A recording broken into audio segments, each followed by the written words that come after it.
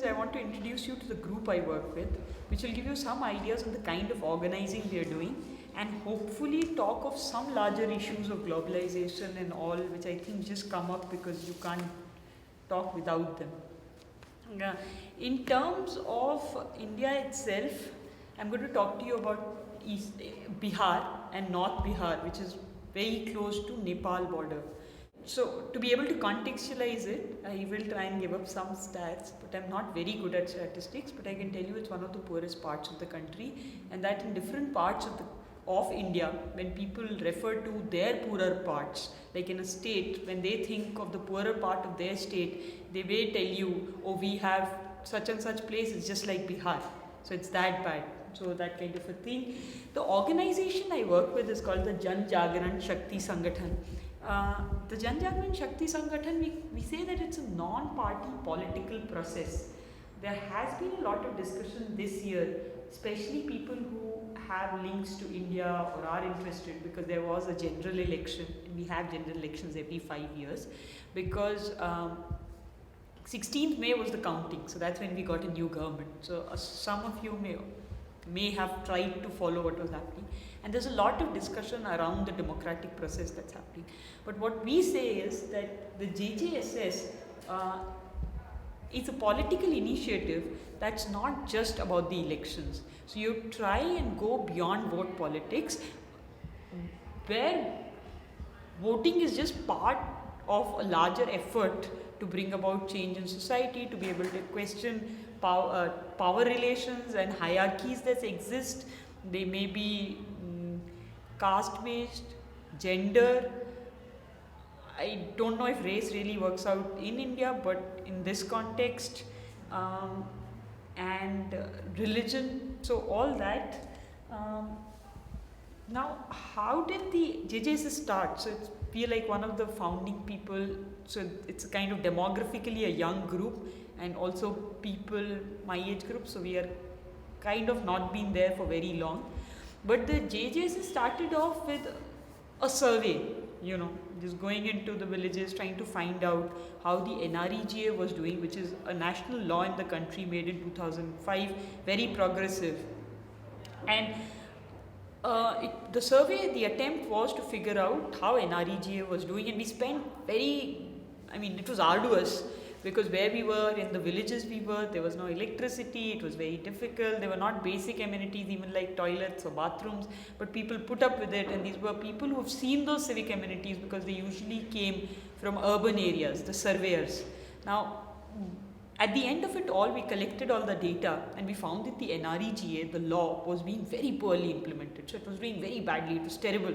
And so we called a meeting and we discussed with everyone about how badly the act was being implemented and how little people had got. And seriously, an audience, of course bigger than this, but an audience like this sat with us, and they said, well, is that what you spent all your time and energy on, trying to find out how badly NREGA was doing? And we said yes, and they said, well, we already knew, you should have asked us.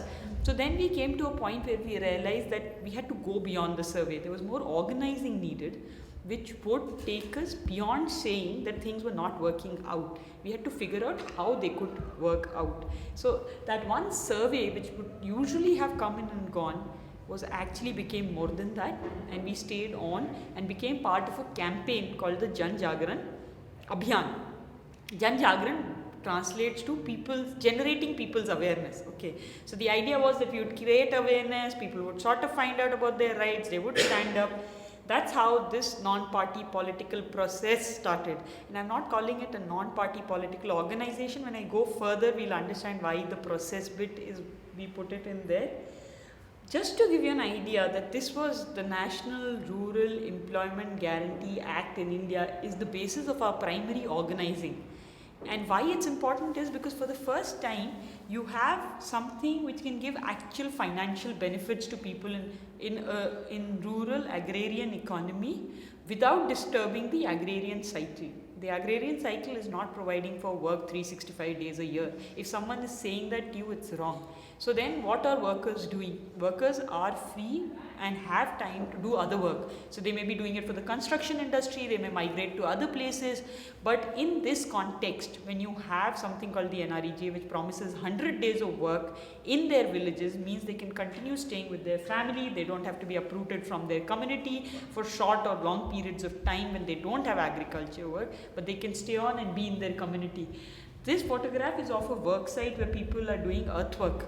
Now, it's one of the things that that needs to be mentioned is that the NREGA in India is one of the world's largest employment guarantee programs. So around the world, this is one of the biggest efforts to provide employment guarantee to people. And it does something which is actually very critical, which is that it brings in women's participation, actually increase it, it gives them financial powers, and especially for women who don't migrate. This is a primarily out migration area, distress migration, people go out for work, and women stay back and run on a postal economy. So not postal anymore, it's through ATMs now. But money comes in and they wait for their spouses who've gone out or other family members to send in money that they would then use to run their households. Now here is in that period, in that lean period of agriculture when men are migrating out, women can stay and actually earn for themselves and make an impact for their household. That's quite critical. And it's about creating assets. You know, one of the critiques of actually a lot of development programs, especially the NREGA in the Indian context, is that people say it's a waste of money, you keep throwing mud around, because that's the only thing that NREGA does, sheer physical labor to move, to do earthwork. So you don't do physical, so you don't make buildings in an REGA, you don't make roads which are permanent roads. So then the question arises, but so no assets, you're just generally trying to provide people work, but that's not true. So why I've taken these snaps is because you actually create assets. One is a pond, and if it was to really link with other departments, you could actually have fisheries. I come from North Bihar, and unbelievably, even when we have enough and more water bodies, including ponds, fresh water, like rivers, lakes, everything, we can't be called import, but fish comes from Andhra Pradesh, which is a South Indian state. Why would you need fish to travel all the way from South India to North India when you have fish, like you have enough scope for fisheries? That's because this convergence between departments is also not happening. So these 3 slides were my quick way of letting you know that the NREGA, if you ever were to hear critiques of it, take them with a pinch of salt, because we forget that all this is happening behind the NREGA. I said our organization is a political organization, and when I said political, I said it was about challenging power equations. What are the power equations? You know, I had heard this Chinese proverb, and that give a man a fish and you give them a meal, and teach a man how to fish and you feed them for a lifetime. But then one of our own seniors from the school I studied in actually came in and he started asking this question, and it's always intrigued me since then. I've had this question with me for 15 years, that why should someone go hungry when there are enough resources to feed everyone? And literally, I just want to share a small story. There is a big river in India called the Narmada. So there are tributaries of the Narmada. Tava is one tributary, and on that was built a big dam. So villages were displaced. When a dam is built, water, water accumulates? Collects, yeah. So there's a reservoir built and water collects there. So it submerges land. When it submerges land, people who live on that land, not only do they lose their household, they may even lose their livelihood, because it's agrarian economy. So they move out, and in the time of the Tawa, there was no relief and rehabilitation thought of. One of the struggles that people there did was, they said, you submerged our land is being submerged to form this huge reservoir which has a lot of fish. We will do fishing. And so Tawa Matsya Sangh was formed, a cooperative society with loads of cooperatives, small, all over, with the people there actually learning new skills. They were not fisher folks, for example. So they learned these new skills, their contract was renewed for twice. So 5 years and then 5 years again, and then they went for renewal again. The government said no, we are going to not give this to you, it's going to go to the contractors, and you can also bid, but they couldn't win the bids and they lost. Now this is literally going hungry next to a pond. But these are the injustices that to us sound like political work when you challenge them. And the note that I put at the bottom is something that all of us go through, and it's something so critical, and that's also part of the political change. I know some of us, many of us may actually be using this, but there are some very in the feminist movement, I know these two things that were really used. One is a slogan which says that my life is a revolution, and then I literally started thinking how, and I said to myself, maybe in a country like India, I wouldn't even have been born, because we do away with women. We may not give birth to a child because she's going to grow up to be a woman. You don't want girl children. So literally that really helps us think through a lot of these political changes. To contextualize Bihar, I said that Bihar was is the poorest state of India. Our per capita income is 1/3 of the average of the country. There is something called the multi-dimensional poverty index, which was developed by the Oxford University, and in 2010 it was found that 81% of the population of Bihar is multi-dimensionally poor. It's also that agriculture plays a very important role in Bihar's economy, because 88.71% of Bihar lives in villages, and it depends on the agrarian or rural economy. The sex ratio figure I've put there, 918, it should be over 1000 in a just society, for you to know that it's the same everywhere. Bihar is not doing extremely poorly on it, but it's just doing the way the country does. So one of the primary principles, or one of the primary guiding forces one of the basic principles that we always use to judge our next steps and action is what Gandhiji had said. He said that cooperate when you can, but resist when you must. I know that our sathis in one district are going on a satyagraha from day after, that's Wednesday. They'll be on a satyagraha when it's Wednesday in India, for some very, very mundane sort of reasons, like the government is unable to do things that people are entitled to, that the government is capable of doing, but due to a lethargic bureaucracy, lack of funds transfer, lack of ability to understand the workers' position, that we are having to do that. But then why that struggle? I think why that's not just why that struggle, but why would we choose the path of struggle is, I want to make it amply clear. So we're not trying to do rabble-rousel kind of tactics. We start with wanting to cooperate, and when cooperation works, we really do it. The next slide will focus on that. But when it doesn't work, we end up in struggles which can lead to victories, or we'll have to satisfy ourselves because the process of fighting injustice in itself is good enough. And in any case, an average member of the union, and for some of you, you said you're already following the agriculture workers' struggle in this area, and I know that agriculture workers in California, I've been hearing, can do very poorly for themselves here. So you'd understand the kind of day-to-day struggle people are going through anyway. So given that 90% of the population, 90% of the membership of our organization is from very poor families, people who have no land of their own in an agrarian economy, and who come from castes which were formerly considered untouchables in the country, it is extremely difficult in their lives anyway. And those small individual struggles are getting collectivized because now there is a union which is trying to bring people together from all directions. The second point that I've written is of a struggle that we went through last year, in which our wages were reduced from 144 rupees to 138 rupees. I want to ask you how much that translates into dollars, because I've been doing that in all my presentations and getting people to tell me, and it's less than 10 cents, right? So 10 cents is what our wages were reduced by, and we decided that it was something we would campaign for, because it's not about the magnitude. Yeah. Sorry to intervene, but who decided the wages should be reduced, slashed? it was the government of Bihar, the government of our state government. But the injustice was also, it had already started from the central or the federal government. The central government itself had not been paying up this 10 cents. So it had been accumulating on the state government for past 4 years.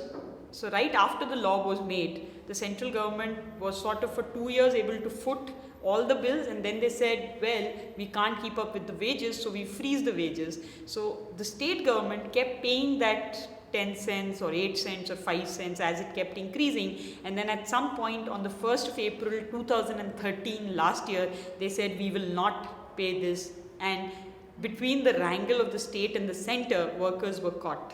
And we said we're not going to take this, so we represented the case in the High Court of Bihar and actually got a stay on 2nd May. 1st April this wage cut was made, it was, and we get to know about it from the newspapers, and on the 2nd of May the High Court gives a stay order, and we've already started a mobilization which was so terrific in terms of the response we got, because it's beyond one union to just get up and say, oh, this is what we are going to do. So you need others to sign on, and the response was that we are all here together.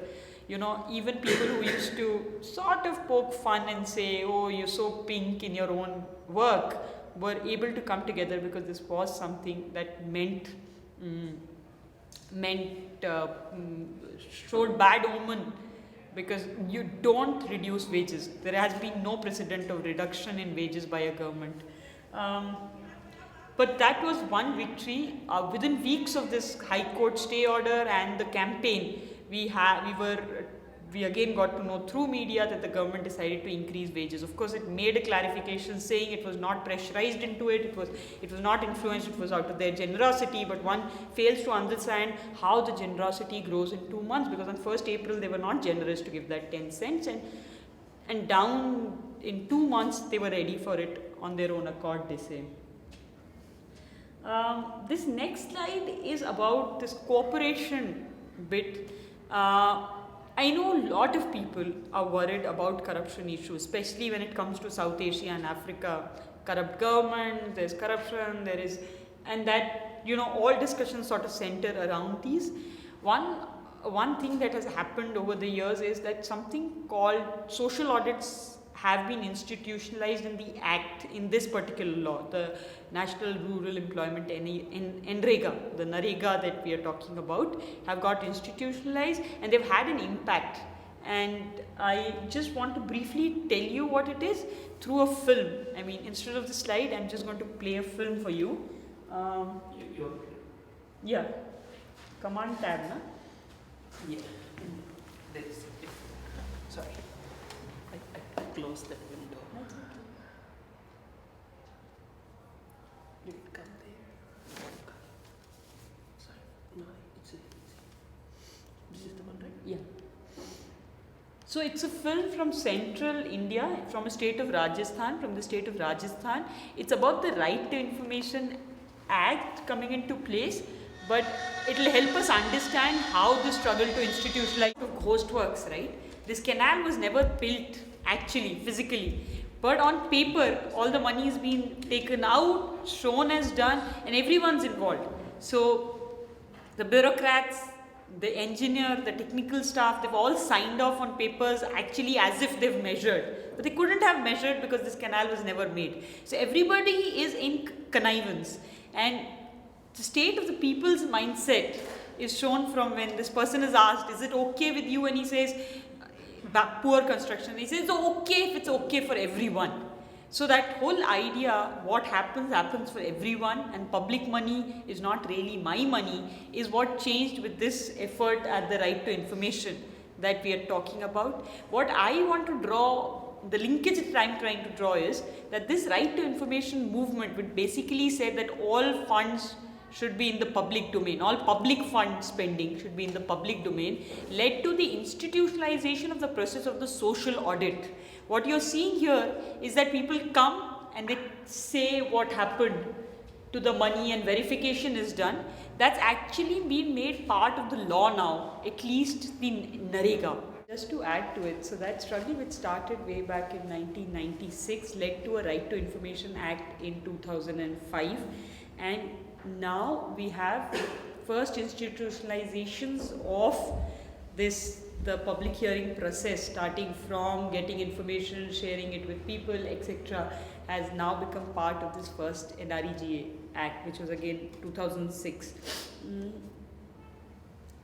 So as the film points out, scams is what usually we hear of, but there's a lot of corruption in day-to-day dealings, and the social audit process is talking about doing away with this by increasing people's participation. Day-to-day struggle apart, the actual coming out on the streets, the first photograph that I always use to start my presentation, happens after a series of efforts have been made to negotiate, to find common spaces, to cooperate with authority, and that could be usually the government in our case. And when all that doesn't work is satyagraha, in the Gandhian way of searching for truth. And we choose this word specifically against what a lot of people say dharna or protest, sit-in. We actually consciously not use that word. We talk about the satyagraha because satyagraha's form may be a sit-in, but the actual thought is that if the truth comes out, then it will be impartial, and because it will be impartial, it will lead to a solution. Struggles can be localized, but as we always say, think local, work global. Work local, think global is the connection here. So these are larger struggles in the country that are going on, that I have depicted in these photographs. One of the major campaigns in the country that's happening right now is for universal pensions.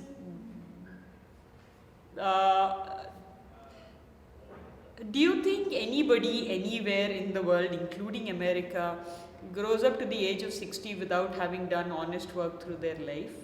Like just whiles away their time, doesn't contribute to the economy and doesn't contribute to the country through one form or the other? Don't think so, yeah. I don't think anybody thinks like that.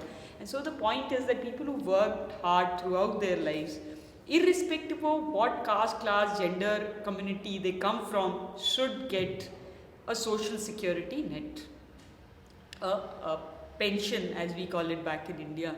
And interestingly in our country, and I'm sure it's true for other places, but I can speak for ourselves, is that pensions for the organized sector, that's people who are either in government jobs or who have other pension funds for them, will get anything between $2,000 to $3,000, not between, the upper crust retires with something like $2,000, $3,000 a month, while people who are in the unorganized sector, workers usually, rickshaw pullers, hamals, doing all kinds of arduous physical labor, including the people you saw on the work sites, will usually come and get a pension when they reach the retirement age, will usually get a pension of $3 a month. And it makes no sense because the country has a national old age pension scheme which gives 200 rupees to the elderly for a month, which is the equivalent of $3 to $4 in a month, which is less than the 10 cents we fought for last year per day. So there's been a campaign in the country that all the elderly should get, who are not covered by an existing social security from the organizations they retire for, should get a pension, and the pension should be a respectable amount and should be no less than half of minimum wages, the way it's decided for the organized sector, that is half of the salary they were getting. And unbelievably, the campaign has been on for 3 years and we've not been able to even make this bit of a difference.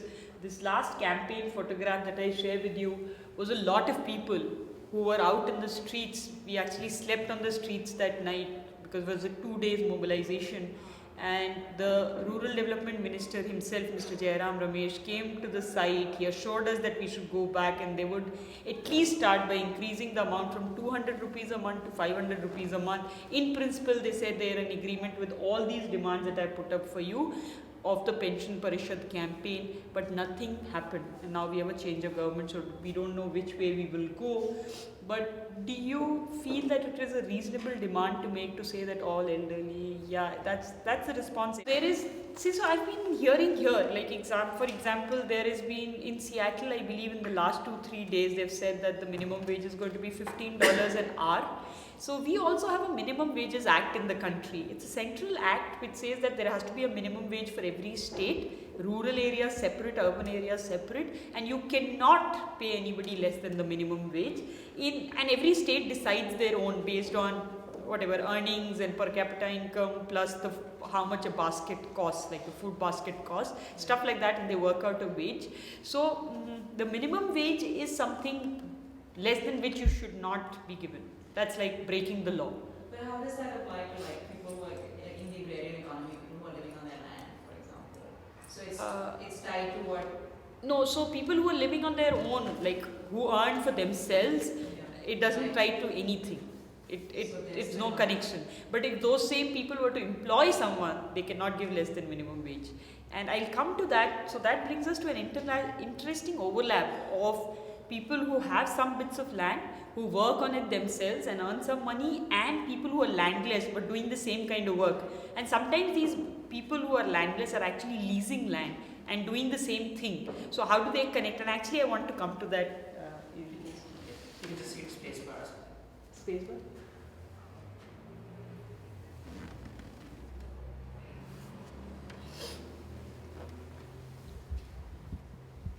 And these are actually snaps of the stalls that are put up. And every year except 2013, when we were doing a mobilization for the wage cut, is the only year when we didn't have this mela.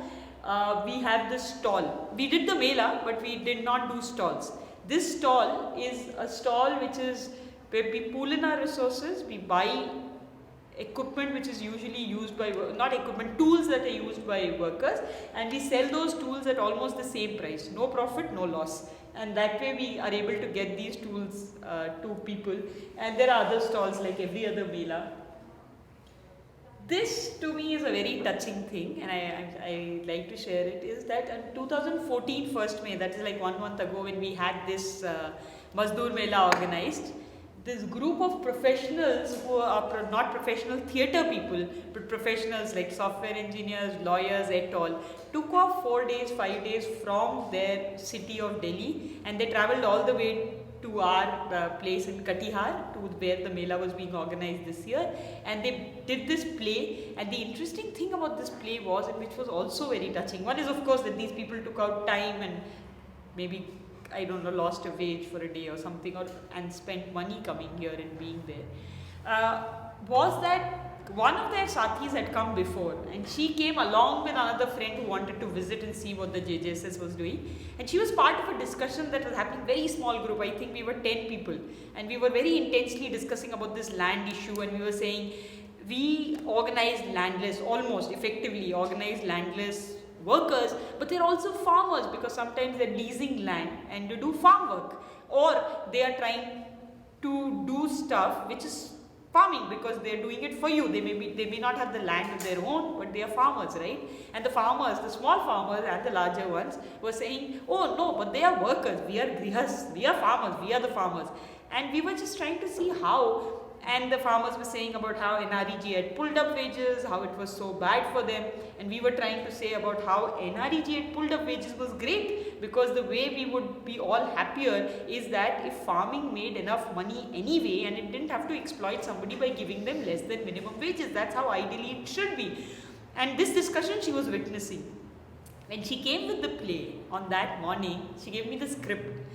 And the script talked about that issue and the need to unionize across. And that to me was so touching, because no one had expected. And she kept asking, what sort of issues do you want us to talk about? And we said, okay, dowry, we said something, we said prohibition of alcohol. And then when we saw the play, we said, oh, so she actually not only witnessed the discussion, but brought it in a space which we wanted to, discuss it amongst ourselves, why we are unable to go beyond and say that all of us in agriculture need to question what is happening to the country. And what is happening to the country is these larger dynamics, is that globalization, liberalization and privatization is killing agriculture for the country.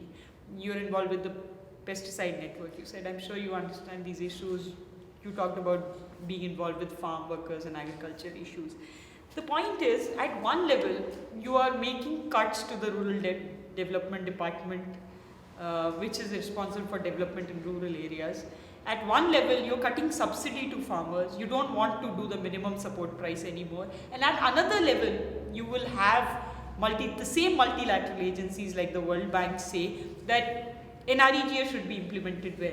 Well, NREGA was not meant to take care of 365 days of agriculture, right? If you do a budget cut, how is NREGA going to run? And how is agriculture going to survive? And if agriculture doesn't survive, then what about 265 days of these people who are workers? And what about 365 days of a farmer's life?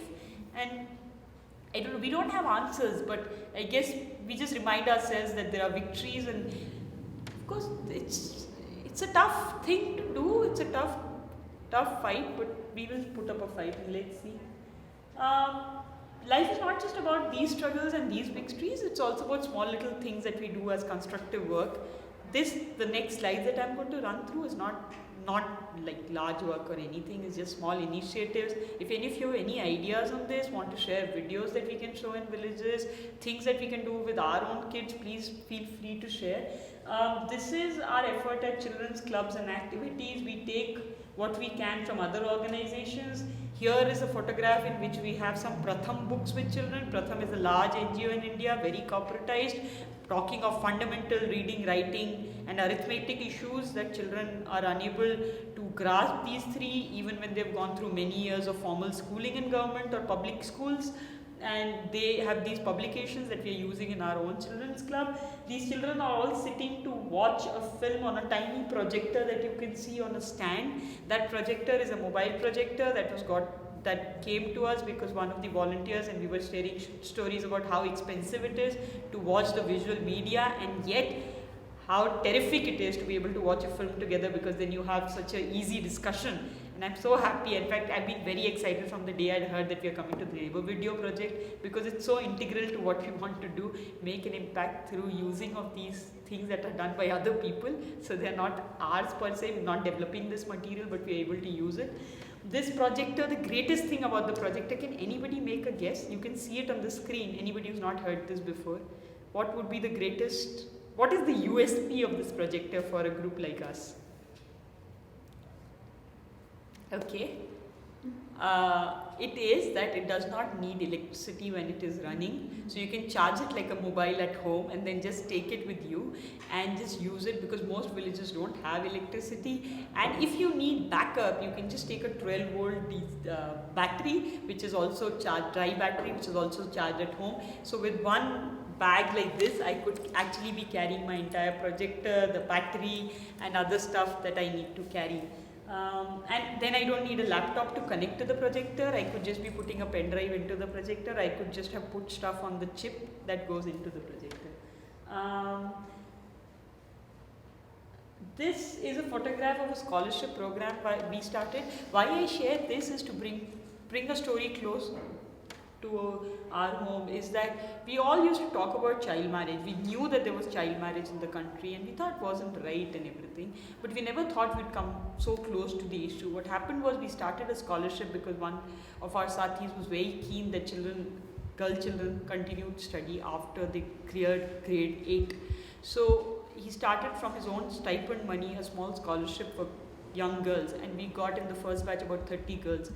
And we found that, and we had not signed up for this, but we found that out of 30, 10 girls had been married. And when these girls were mostly in the age groups of 13 to 18.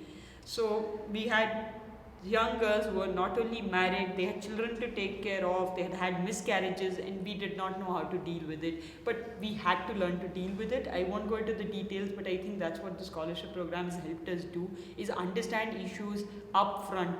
And of course, it's very important to talk to the younger generation, which we hope will take over at some point. This is a photograph of the projector again being used in the village. The previous photograph in which you saw the projector being used is actually an open space, not this one, sorry. This one at the bottom, you see is a projector being used in some sort of a closed space, right? This is the center of ours. But in this photograph, if you see, there is no concept of a space, right? Whatever it is, a broken down hutment is just enough to watch the video. I mean, on the top. The bottom is the photograph of our center at the background. In front is barren land that we're using for our theatre workshop. The theatre workshop has been a great experience for us. If you remember the film we were watching, right, the short film that we watched, there is one where the puppet comes out and speaking to the people. That's very effective medium of communication. And when we signed up for the theatre workshop, we signed up for being like very good with communication. So we thought, oh, one communication exercise and we'll be done. And interestingly, this whole exercise made us go through so many issues which were so sensitive, including migration and what people go through in migration, and even caste. And it was amazing because these people are sathis. They came together and they started stories of building their own script. So they built their own script. It was not written script. They just built the script and then we later wrote it down for ourselves. And when they were doing that, they shared stories come up with a script. And in one of the stories that they shared of a real life experience, they talk about how they'd gone to northern India in one of the villages and how the person employing them sat with them and had tea with them. And then I thought back and I couldn't imagine anywhere in Bihar where you would sit with your landless Dalit laborer and have chai with them at the same bed, you know. They said on a cart we both sat together and we had chai. But that story was important enough for them to come out with for a plea. The process is victory. Yeah, sort of where we start, that the JJSS is non-party political process. Does someone want to share about the Padyatra? I don't want to. You? No? Yeah. Yeah. It means just walking together, right? Yeah, walking procession through. So what we do is we take our Padyatras to go mobilize and raise issues. So in this you can see a group of people and we have a mobile mic fitted on a cycle, and with technology improving I'm sure we'll do away with these, and we've already started some hand mics which are not heavy to carry and you can just walk around with them. But this is how we've usually done it till last year, is that we put these mics on a cycle, we go with the cycle, we go to a place, we'll have a meeting, and at the end of the meeting we say to the people that you feed us for the night and provide space to sleep, and in the morning we'll get up and go to the next village in time to reach them before they leave for their work, and then do the meeting and again ask for food. So that's what I've been asking, just to get an idea. Why would we go to a village, do a meeting, and instead of us taking our own food along or rations along, why would we ask someone for food? Any ideas? And we don't pay them, of course, so we expect them to just feed us and keep us for the night. Why do you think we would do that? Just asking you generally. Any thoughts? No? Since you're getting something also. Yeah, yes, true. So it's also a way of assessing whether the community sees that we are giving something to them or not. Yes, which is true. And usually the best thing is that we all get fed. So yes, they do really think that we've done something worthwhile. Or it's pure Indian hospitality.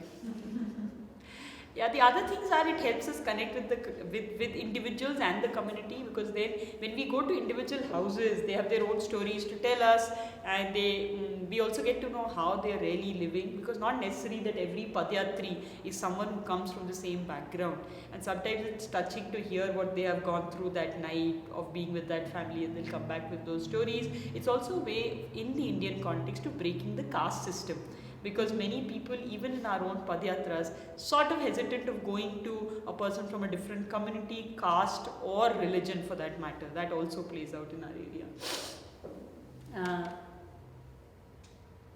This is the final slide, and since it's a process, we would love you to become a part of the process. You can choose how you can volunteer, and these snaps are of young student volunteers who come to us at different points. They come from different places, they have different kinds of skills, and they share them with us in whatever way possible. They work as hard as I was mentioning the survey. They'll forego a lot of civic amenities that they're used to by now in modern lifestyles. The other way is to donate to us.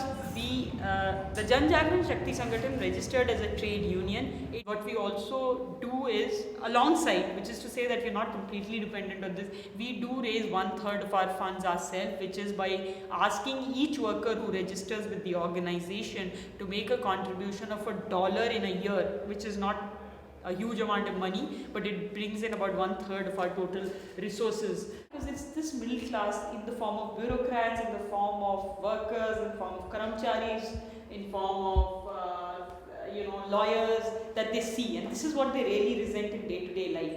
Just a simple example: if I'm somebody traveling on the railways, I'm very likely to resent the ticket collector.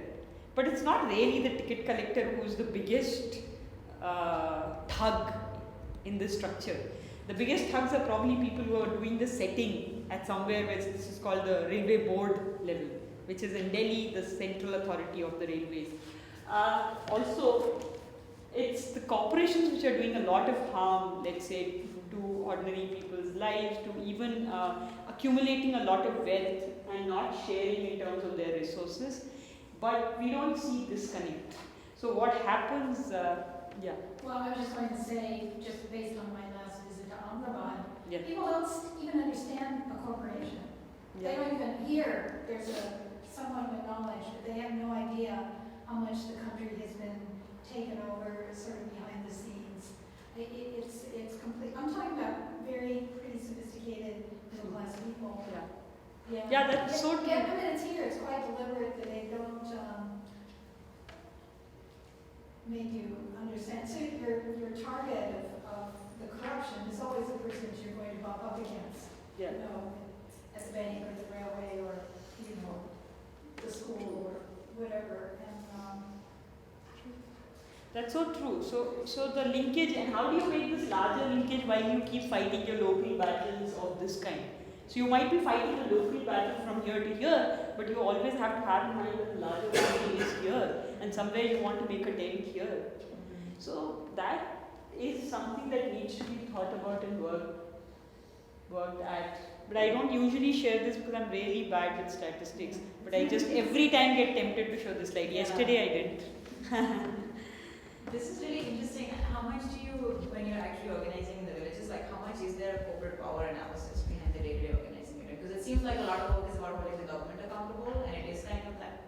So it's like this. I don't know if see, I'm colonized. Like I come from a British colonized country, right? So we read a lot of English kind of stuff. So I read a novel called, and of course Steinbeck is a famous author. So I read The Grapes of Wrath, and I remember when and it's in this area, right? So initially when the company comes in and takes over land and the farmers have to move, they don't know who to fight anymore because they're saying you can't bulldoze through here, and he says, well, I am not doing it. The person who's driving says, I'm not doing it, it's the company. And they can never find out who the company is. So we are in that state, actually speaking. I mean, rural Bihar is, I don't know, in other places, it's still, like in the SEZ, people are fighting the special economic zones.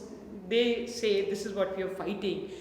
Small struggles, like in Forbesganj, it's a very tiny place. In Araria district, which is tiny enough, we have a tinier small town called Forbesganj, and there was a firing there by the state police, but the fight was actually against a company which had taken away their land and then closed a public road, and who fired for them was the police. So sometimes it's easier to draw those connections and talk about them. We do try, but that's why I'm saying, if any of you, I mean, for example, if there was a film, a simple clip, a 5-minute, 10-minute one made, even if it was like in the English language and we could just dub it, which talked about corporations in our lives and how they were impacting. I mean, things like those really work. They help you move forward. Or stuff on globalization, on how privatization affects. Because sometimes, now this right to education that's come in the country. Some people will get upset when they hear this, but I say right to education is creating some chaos. Because what's happening is they're saying that you can put some children into private schools. You're not saying you can put all children into private schools, and that public school funding, therefore they will reduce. Public schools are in a bad state anyway. So if there is any discontent, pick up the best, put them out there in the academic field so that at least they won't resent and become part of this larger mobilization. We've already effectively done that by letting the elite move into private schools. So you just I don't know, so this right to education, this coming in of the corporate lobby, I mean, even here, if you think about it, how can you have weakened things so much that the First Lady is unable to push for healthy food in schools? I just don't understand. I mean, for me, coming from India, it's very hard to understand that your Prime Minister's wife, the equivalent in India, thought that, and of course with the backing of the Prime Minister, thought that there should be a certain kind of food pattern that should be implemented in government schools, and the government said, no, I can't think of it. But here it's the corporation's complete control over such a big chunk of public spending. It's amazing.